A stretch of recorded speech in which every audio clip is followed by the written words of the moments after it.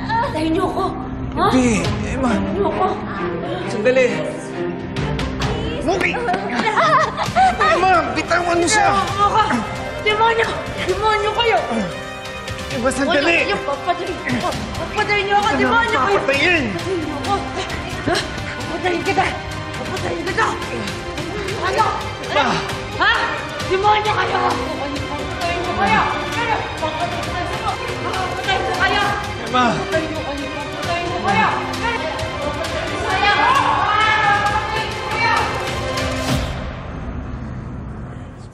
Muki, anak. Ayos ka lang. Okay.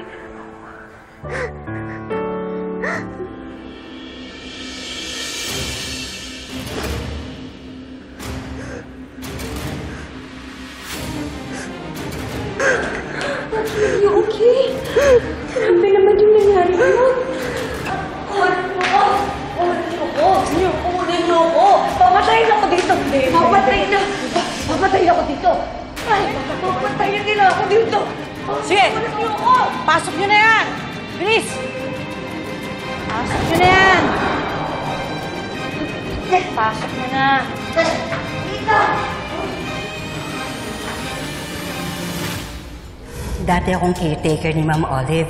Dun sa bahay niya sa Maynila. Masyadong naging irritable na rin kasi si Ma'am Olive noon. Lalo na nung namatay yung anak niya. Namatayan ng anak si Olive? Si Emma nga yun.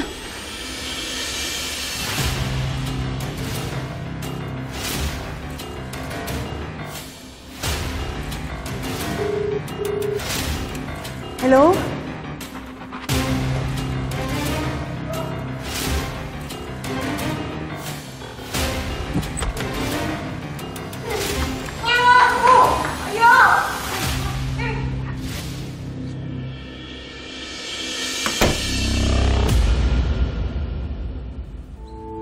Walang hiya ka? Muntik mo ako mapatay?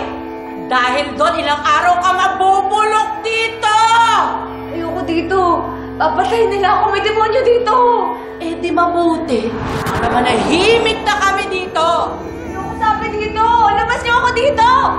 Tingin mo, may babalikan ka pang pamilya pagkatapos ng ginawa mo sa anak mo. Mabubulok ka dito!